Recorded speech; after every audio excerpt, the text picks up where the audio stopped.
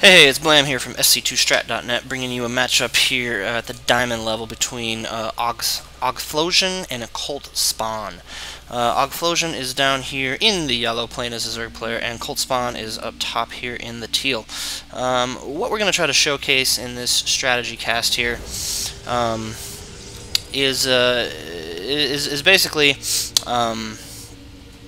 how a Zerg player can effectively take on a Protoss player by teching quickly and making sure that they deny any and all possible expansions. So you don't see any sort of aggressive play from either player here. They both get some tech early on, and so that's what we're going to look at here. So right now I'm running it at 2x speed, and I'll stop doing that after we get some things going down here. You see a pretty common build from the Protoss player up here. He's laying his forge down here at the bottom of his ramp to create a kind of a mini wall to protect his natural and cave off his ramp here.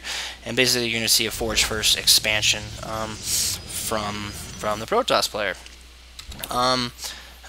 Augphlosion, on the other hand, actually gets up to 18 drones, gets his gas, gets his spawning pool down before he decides to go ahead and lay that natural, right? So does not go with the hatch first. Like I said, this is more of a tech build from the Zerg player, and he does get that hatchery right at about 20. We'll slow things down to normal speed here. So these two Lings going to poke around, see what they can find, and what they're going to find is basically like what we talked about there, right? That forge first expansion, getting the Protoss cannon down. Some nice micro backing around there to avoid getting hit from that cannon. So he's just a pylon going down there, so he's going to poke around and kind of harass these probes here. Like I said, this is diamond level play, so good play all around. Definitely plenty of things you can learn here from our lower league viewers. So we get the speed upgrade, still doing some harassment there, some decent micro around, is able to take that probe down. Meanwhile, he's got his expansion pumping up here.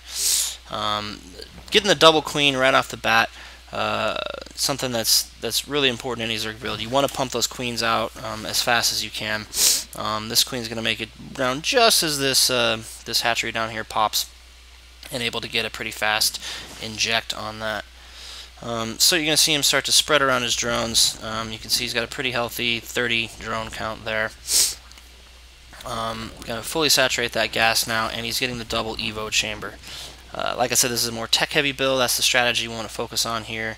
You know, a lot of Zerg players are going to try to be aggressive against Protoss. They're going to want to, you know, maybe get out an 8 pool or a 10 pool and really put on some of that early pressure to deny that expansion. What Augphlosion goes for here is he's going to simply try to use the power of the Zerg economy to out-tech his opponent. Let's take a look back at the workers. So you can see, actually, where's the fucking one that puts their title up? There we go. You can see CultSpawN over in the blue is actually ahead in workers at this point because he did, you know, get that fast expand expansion, or rather forge expand expansion as they call it. So right now he's ahead 39 to 34. But you'll see Aug start to pump that up here momentarily. Okay, for some of my regular viewers, I'm trying to do a better job at not saying every other word. I'm sure I've already said it several times in this game. One of these videos, I think I'm just going to have a contest to see who gets the first one in the comments to see how many times I say and we'll award some sort of prize for that. So you can see the saturation has gone down here at the natural, keeping those injects up, getting the double gas. And this guy right here is fixing to lay a Hydralisk den. That's the tech Aug's going to focus on. He does have the +1 attack already being researched. On this map, this is Shattered Temple, right? Always good to have vision up here on the cliff. There's nothing the other guy can do about that. It's pretty well hidden, and it does, you know, let you keep an eye on things, right? So good placement of that Overlord there. Another good placement here as well. And you can see we're researching +1 attack here from the Protoss player. Got quite a few gateways going down. 1, 2, 3, 4, 5, 6, and this one makes 7. I'm going to send out the probe scout here to see what's going down. Pretty good spine crawler positioning here. I always like keeping one close to the ramp here. Allows you to protect your natural while also protecting those kind of slower moving zealots from trying to move up that ramp. So Aug doing a little scouting of his own. Going to keep him off here in the weeds here, keep him hidden. And we do have, you know, a decent force of stalkers pushing out here. So the Hydralisk den's down, getting that, getting the +1 attack for his speedlings there as well. And we got some Hydralisk positioning around here. Meanwhile, 7 at a time, stalkers being researched from CultSpawN here. Nice positioning on that. Well, nice positioning for a second. Looks like those Hydralisks are going to take that out, and they're going to take that one out too. Cult got a little greedy with the placement of his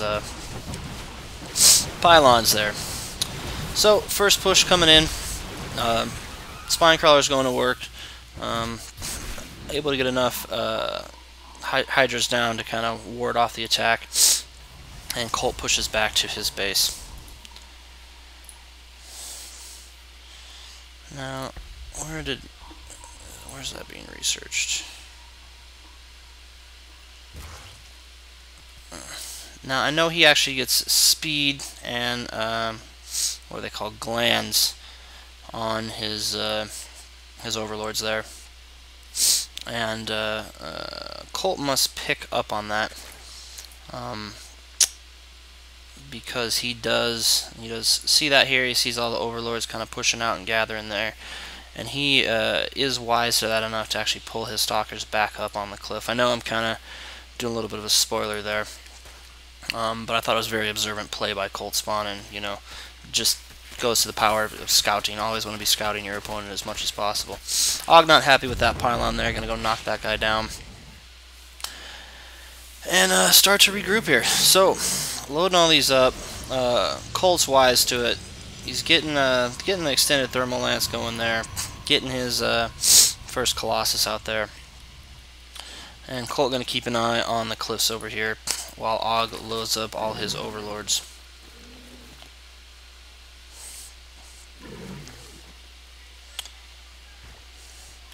So overlords moving out for the drop. Getting +2 attack and +1 armor out of the Evo chambers. Like I said, more of a heavy tech from Aug here. And he actually gets a decent drop in here. Doesn't go particularly well, but he's able to push up the cliffs. Colt not having it. Does research an Overseer at the last minute just in case there's any DTs going on. So we're looking at just +1 attack against +1 attack here from the Hydras to the Stalkers. Stalkers getting some good blink micro in, able to, you know, keep him at range. Aug decides, hey, that's enough. I'm gonna push out before I lose too many overlords and too much droppage here. So Stalkers keeping the pressure, blink down, some good micro play there. Aug wants to land these guys up top here to do some picking off, but they he does get pretty quick vision from an observer up there. He's able to take down, looks like maybe 2 Stalkers there before Colt regroups. So observer pushing in, really good play by Colt there. Really do like his use of blink and his positioning on that. Wasn't caught too off guard. Now he's using the same tactic, however he's got vision from the overlords up here, so those stalkers can't stay too hidden. Meanwhile, it looks like he's got +1 across the board and +2 on the missile attack research. Going to push in for one more drop here on the edge. Unfortunately, Colt does have his Colossus out there, and it looks like he does have the extended thermal lance researched as well. So he's able to take that Colossus down, but 2 Colossus are too many. Aug is going to bail. And meanwhile, Colt is getting his 3rd base up top, while Aug is getting his 3rd base off to the side here. So staying with the pressure, definitely like the aggression. More Hydras being researched, pushed out to the group there, and the forces stay up.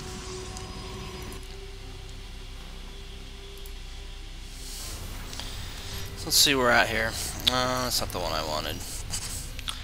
So at this point, you know, CultSpawN's killed quite a few more units than Aug's been able to take down. But, you know, that's the might of the swarm. It's a numbers game with them. Aug is going to keep the pressure on, not looking to let this third expansion go up completely. Going to have these two overlords float in to try to get some vision here, see what's going on. He does see these cannons being researched.